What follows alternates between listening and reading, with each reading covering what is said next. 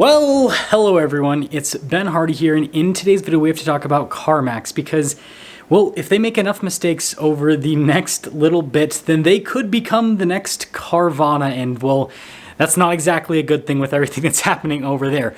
But before we get into this video, as always, if you want to save time and money the next time you purchase a car, link to my car buying guide in the description down below. And then if you want to see more videos just like this, then I recommend you subscribe because I post content every single day. Let's get into it.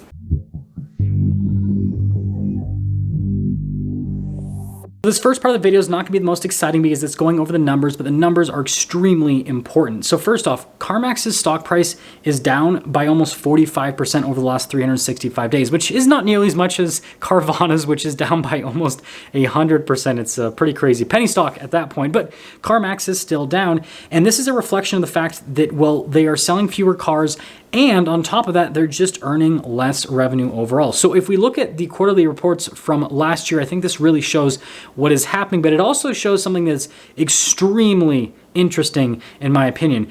So with the February report, February 2022, they had revenue of over $8 billion, and then their net profit margin was 1.99%, and their net change in cash, which is basically the cash that they have after paying all expenses and all debts, was positive $39 million.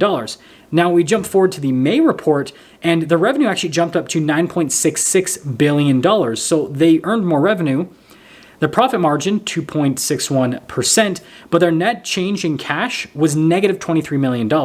And then with the August report, $8.5 billion in revenue, profit margin 1.48%, so it was actually down compared to the previous quarter. And then their net change in cash, negative $26 million. So they went from basically having a net change in cash in the positive to being in the negative. And then the November report is so fascinating to me because their revenue is $6.87 billion. So it's the lowest that they had seen in the entirety of 2022. And on top of that, their net profit margin was 0.55%. So that means that they made less money overall, and their profit margin was worse, but their net change in cash was a positive $566 million.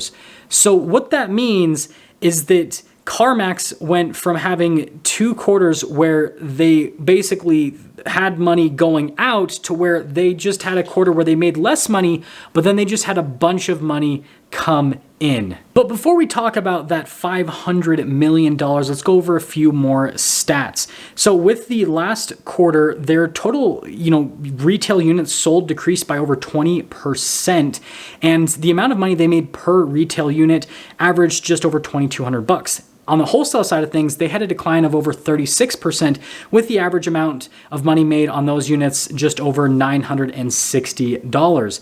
And so that is a decline on both retail and wholesale front for CarMax. Like I said, they're just selling fewer cars overall. And then they're also buying fewer cars. 238,000 units were bought. That is down by over 39%, almost 40%. And then on top of that, CarMax actually has a whole financing segment. It's called CarMax Auto Finance, and they were down in revenue by over 8.3% rather. And so pretty much every single segment of CarMax is less profitable right now, and that's really all you need to know at this point in the video. Now that we're done with the numbers for the most part, let's talk about some things that CarMax is saying about the current situation that we are in. And you have to remember that CarMax is the biggest used car retailer in the US. Yes, Carvana is also big, but CarMax is like King Kong, and Carvana is like mini King Kong, I guess. That's the description that I will give. But anyways, what CarMax is saying is that we are in a market that is declining at a much more rapid rate compared to what is normally seen. And they think this is a good thing because they believe because of the higher interest rates that we're seeing and also because of the higher car prices we've seen over the last couple of years, affordability is just not there for the average consumer. And so they think that with car prices coming down, this is going to help out with increasing affordability, which is something that they want. And so they're basically admitting that the car market is quote unquote crashing, but That doesn't mean that they are going to crash with the market, because although they said that yes, car prices are decreasing and that, a lot of other, online retailers like them are going to decrease their prices because of this, they don't plan on doing that. CarMax actually plans on keeping their prices at the range that they're at because they want to make sure that they are still pretty profitable on a per unit basis. Again, they want to keep that $2,200 or so on a per car basis with profit. And so they basically have said that they would rather sell fewer cars and have higher profit margins per car than drop their prices and sell more cars, which definitely seems counterintuitive because, again, they're saying that the market's declining and prices are going to continue to go down. And also, they're not going to advertise that they're buying cars. That's another big thing, is CarMax has stated that they are no longer going to go and advertise out to the public that they will buy their cars. Yes, they will still buy cars from people, but they're trying to minimize, again, you saw that decline of almost 40% in terms of how many vehicles they've bought from people, because they don't want to buy cars right now because they feel like they're overpriced. And so this leads me into talking about that $500 million. Now, it is absolutely no mistake that CarMax happens to have $500 million pop out of nowhere after they just had their least, profitable quarter in terms of the, top of the line number. And then again, like I said, the margin also, that was down by a substantial amount. But it actually makes sense as to where this money came from. Again, CarMax is buying fewer cars. And so if they buy fewer cars, then obviously they're going to have more cash on hand. They're not hiring people anymore, and they're just cutting expenses everywhere that they possibly can so they can build up a cash reserve. Now, this cash reserve is going to be used for two main purposes. The first purpose is if the market continues to decline at the rate it's declining, and then the overall economy continues to decline at the rate it's declining, then this will give CarMax a safety net that other players in the industry don't have, like Carvana, for example. Carvana has tons of debt, and they are literally having to sell their physical locations and rent them back out to themselves to just keep the lights on. CarMax doesn't want to do that. They want to have full control of their business. And so this, again, will kind of be a safety net if, they're not able to keep those per car profits that they have right now, and if they're not able to, somewhat keep volume up to an amount to where they can, just run a somewhat profitable business. That's the first thing. The next thing, though, is far more interesting. So again, CarMax is not buying cars right now. Well, they are, but they're buying far fewer cars. And they're stating that they see the car market declining more over the course of 2023. And so they're waiting for this decline to hit some sort of bottom so they can use this big cash reserve that they're building up to go and buy the dip, just like what people do with the stock market. Now, most people in the auto industry believe that the correction that we're seeing is going to lead to an overcorrection where car values are basically going to just tank, right? And then people are going to realize this actually makes no sense. And so the market is going to obviously rebound out of that bottom, and then the market will somewhat normalize.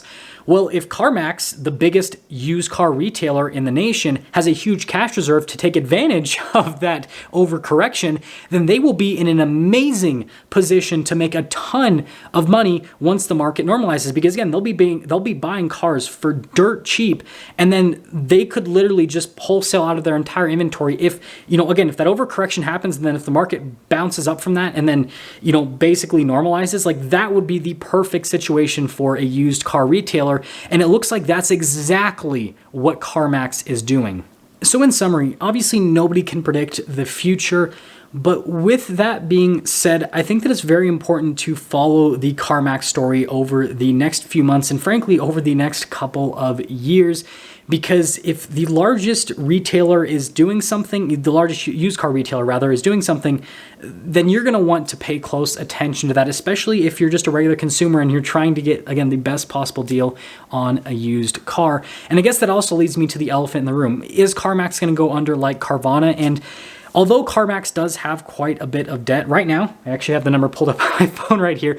Their long-term debt at the end, as of November 30th of 2022, was over $18 billion. But what you have to remember is that although that sounds like a huge number, they have revenue that is, somewhat in line with that amount of debt. And again, although they have that debt, they also have a lot of cash on hand right now.